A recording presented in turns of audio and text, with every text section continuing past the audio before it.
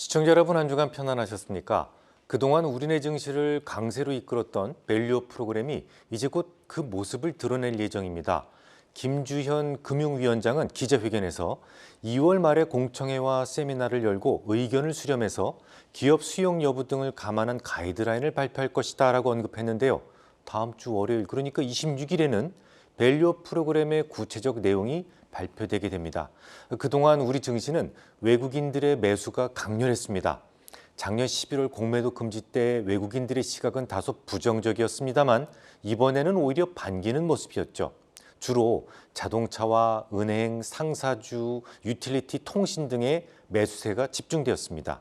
오늘 방송에서는 이 금융당국의 밸류업 프로그램에 구체적으로 어떤 정책이 담기게 될지, 그리고 발표 이후에는 어떤 전략을 세워야 될지에 대해서 말씀드리도록 하겠습니다. 우선 밸류업 프로그램에 담길 수 있는 정책부터 생각해 보죠. 어차피 처음부터 일본을 벤치마킹하겠다라고 했기 때문에 어느 정도는 예측이 가능한데요. 첫째, 기업 지배구조 보고서 제출입니다. 이에 대해서는 이미 2주 전 방송에서 설명을 드렸습니다만 자산 규모 5천억 원 이상 코스피 상장사로 제한되기 때문에 당장은 코스피의 저평가 종목으로만 매수세가 유입될 것이다라는 말씀을 드렸었죠. 두 번째, 여러 종류의 세제 개편이 논의 중인데요. 금융투자소득세 폐지라든지 상속세 조정, ISA 계좌에 대한 추가적인 혜택 등이 고려되고 있습니다. 하지만 이 세제 개편이라는 것은 국민적 합의 과정과 국회 의결을 거쳐야 되는 어려움이 있습니다. 현재 여당의 의석수로는 쉽지 않은 일이기 때문에 아마도 중기적 과제 정도로 설정될 가능성이 높습니다. 다만 자사주 소각 시에 비용 처리를 해줌으로써 실질적인 법인세 감면 효과를 유도해낼 수는 있겠습니다. 세 번째, 배당 절차의 개선이라든지 자사주 제도 개선은 자본시장법 시행령 개정만으로도 충분히 효과를 이끌어낼 수 있기 때문에 이 부분이 주로 강조될 가능성이 높습니다. 혹은 전기 대비 배당 증가분에 대한 세액공제 혜택 같은 것들은 당장 단기적 목표로도 가능하지 않을까 싶습니다. 실제로 최근 주가 상승에는 잉여현금이 많은 기업들이 제법 주목을 받아왔었으니까요. 네 번째, 상장사별로 PBR이나 혹은 ROE 등을 개선시킬 수 있는 환경을 조성하고 그 내용을 공시하게 하는 겁니다. 금융당국에서는 PBR과 ROE가 출중한 회사들을 뽑아서 지수를 만들 수도 있을 겁니다. 대략 이 정도가 잘 알려진 밸류업 프로그램들이에요. 그럼 어떻게 될까요? 이 정도만 가지고도 일본 증시는 상승 탄력을 받았었어요. 그러니까 우리나라도 계속 좋아질 수 있을까요? 글쎄요. 저는 개인적으로 일본 정책을 그대로 답습하는 것만으로는 지속적인 상승을 담보할 수 없다. 그런 생각을 가지고 있습니다. 일본과 우리나라의 문화적 차이가 크기 때문에 그렇습니다. 오래전에도 제가 설명을 드리긴 했습니다만 이 일본인들은 뭔가 좀 이렇게 원칙을 세워두면 잘 따르는 편이에요. 심지어 선술집 같은 곳에서 젊은 친구들이 몇 모여 있어도 시끄럽게 떠드는 모습을 보기가 어렵죠. 주어진 규칙은 반드시 지켜야 한다는 생각이 매우 강하기 때문인데요. 그러다 보니까 PBR, ROE 개선 방안을 만들고 주기적으로 공시해 라고 원칙을 만들면 그냥 이유 없이 잘 따르는 편입니다. 하지만 우리나라는요, 일본인들에 비해서는 비교적 자유로운 영혼들이라서 잘 따르지 않을 가능성이 높습니다. 그래서 일본 정책에 비해서 좀 더 강한 한 방이 필요한 거예요. 어떤 것들을 예상할 수 있을까요? 기업들의 적극적인 참여를 유도할 수 있는 인센티브를 주고 또 그렇지 못했을 경우에는 부과될 수 있는 페널티 등을 들 수 있겠습니다. 그냥 가이드라인만 툭 던져놓는 게 아니라 지켰을 때와 그렇지 않았을 때의 차별을 좀 두자는 것이죠.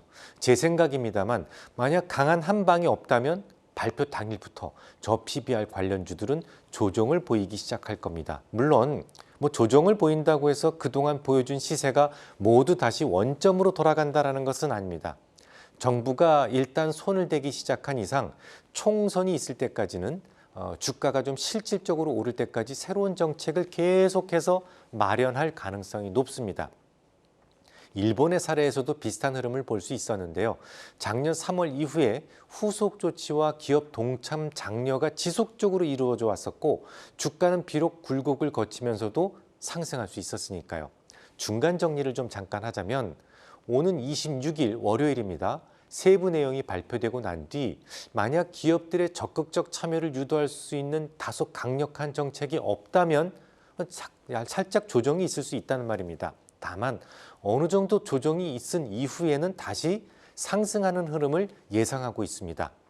주가가 계속 오른다고 해도 이제는 저PBR 관련주만 집중적으로 오르던 지금까지와는 좀 달리 전반적으로 매수세가 다른 업종으로 확산되는 흐름을 예상하고 있습니다. 이미 PBR로 1배수에 왔기 때문이죠. 그래서 26일 이후에는 AI와 반도체 소부장 관련주들을 다시 집중해 볼 생각입니다. 사실 지금까지 저PBR 관련주들이 강세를 보이는 과정에서 반도체는 오히려 소외되는 모습을 보여왔었거든요. 대만의 TSMC가 15% 오르고 일본의 도쿄 일렉트론이 47% 올랐어요. 물론 그들과 우리네 반도체와는 다른 점이 많습니다. 하지만 그렇다고 해서 이렇게까지 차별적 흐름을 보일 이유는 없어요. 특히 수출 데이터가 꽤 좋았는데요. 2월 잠정치로 집계된 반도체 수출은 기저효과를 좀 감안한다고 하더라도 회복세가 매우 강했어요. 전년 동기 대비로 무려 42%나 증가했거든요. 게다가 최근에 엔저가 다시 진행 중인데요. 자동차의 경우 우리에게 현대차와 기아차가 있다면 일본에는요. 도요타, 혼다가 있기 때문에 엔저의 영향력이 결코 작지 않습니다. 하지만 반도체는요. 엔화가 절하되더라도 수출 물량 타격이 매우 제한적인 업종입니다. 같은 반도체라도 우리나라는 메모리 위주로 발전한 반면 일본의 경우 소부장 위주로 발전했기 때문입니다. 게다가 수급적으로도 계속 좋아질 가능성이 높아요.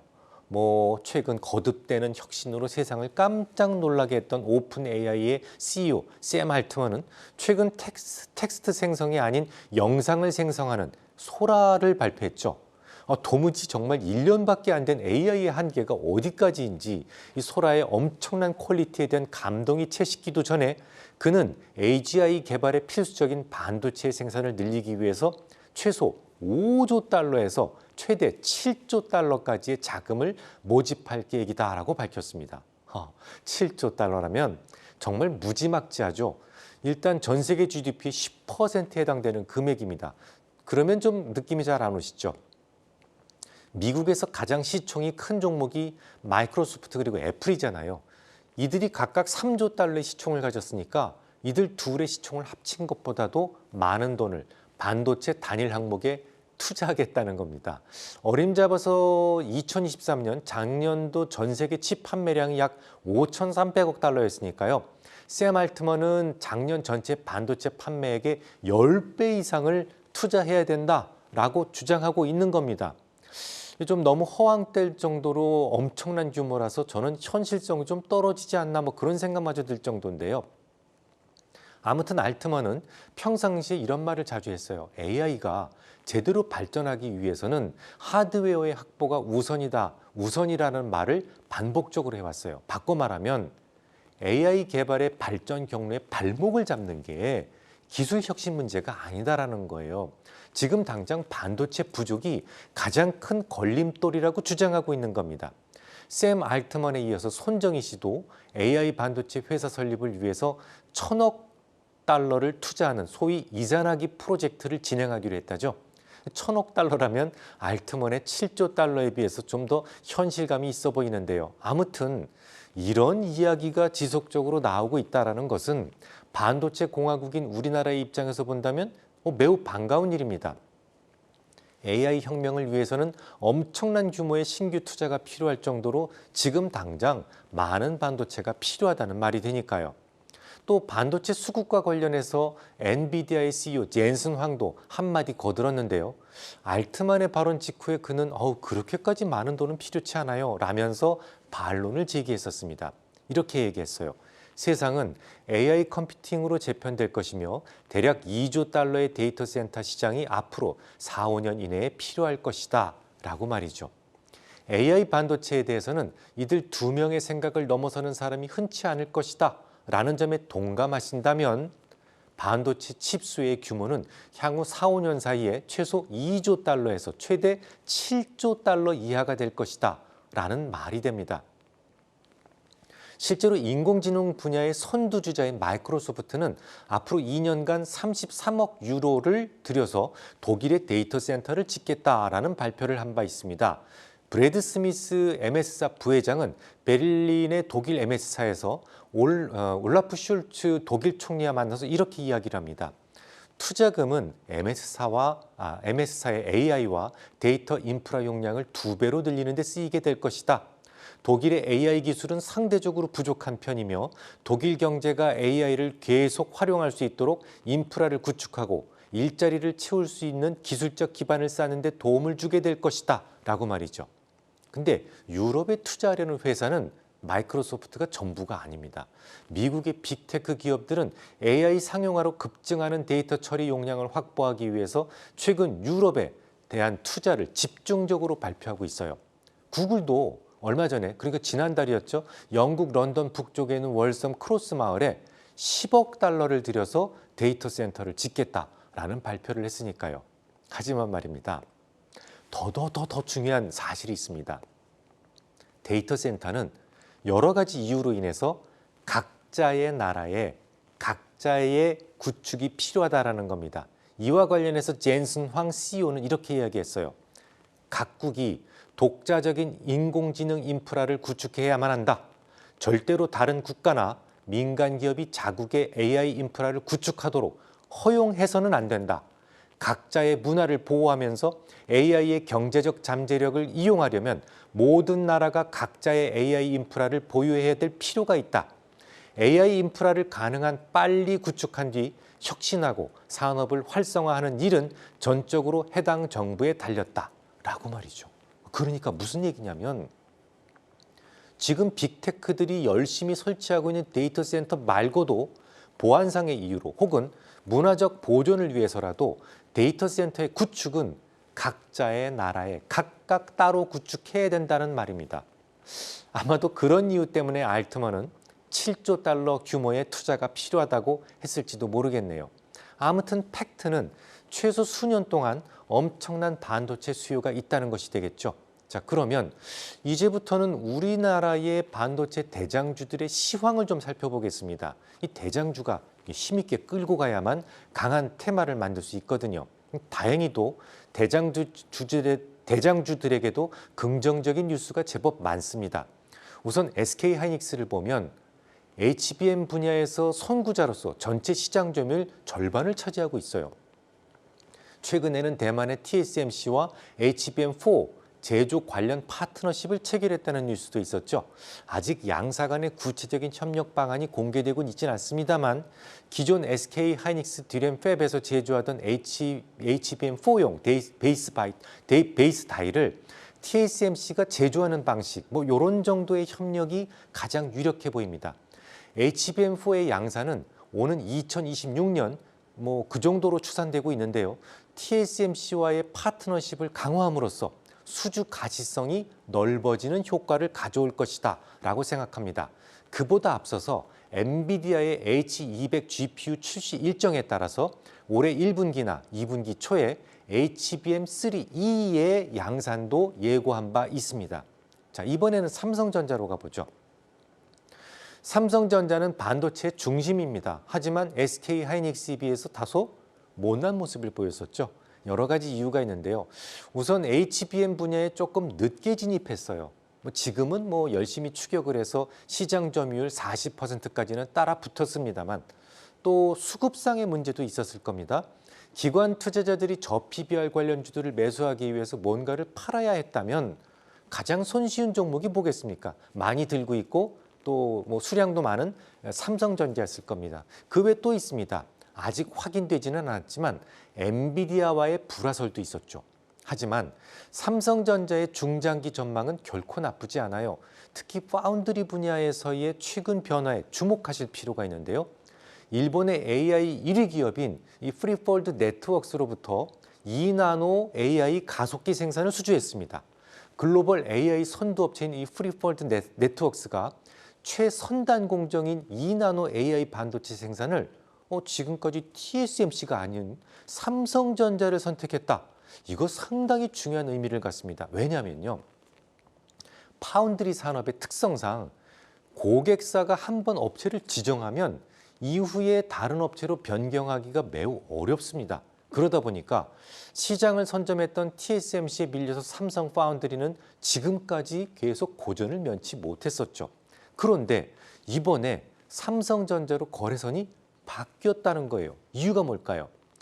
2나노의 기술적 한계 때문일 것으로 저는 생각을 하는데요. 이 2나노부터는 GAA 기술, 그러니까 Gate All Around 기술이라는 게 적용이 됩니다. 이게 필수적이에요.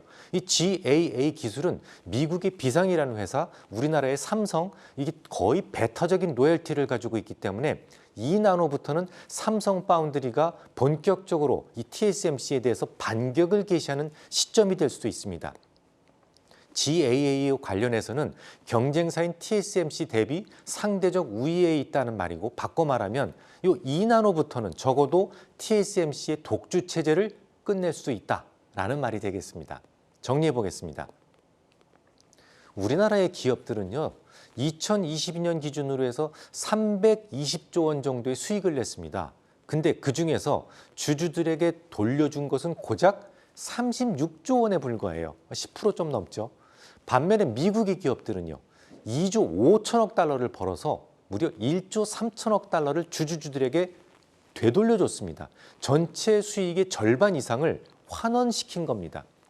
이런 점들을 감안할 때 밸류업 프로그램을 통해서 주주 환원 비율만 좀 미국 수준의 그냥 절반 정도까지만이라도 높일 수 있다면 주가는 상당한 상승을 보일 수 있을 것이다 라고 생각합니다. 그 때문에 외국인들이 그토록 강한 매수를 했던 것이고요. 물론 밸류업 프로그램이 발표되면 주가는 이익 실현 물량의 흡수 과정을 거치게 될 수도 있어요. 하지만 향후 총선을 앞두고 있기 때문에 정부는 계속해서 새로운 정책을 보여줄 것이고 주가는 재차 상승할 가능성이 높습니다. 다만 밸류업 프로그램의 발표 이후에 주가가 추가로 상승한다고 해도 오로지 저 PBR 관련주만 상승하지는 않을 것이다라는 생각입니다. 이미 우리 시장은 밸류업 프로그램에 대한 기대치가 선반영되면서 최근 PBR 1배수까지 도달했기 때문이죠. 밸류업 프로그램 발표 이후에는 좀 더 상승 업종이 확대될 것이며 반도체와 AI 그리고 반도체 소부장을 대안으로 보고 있습니다.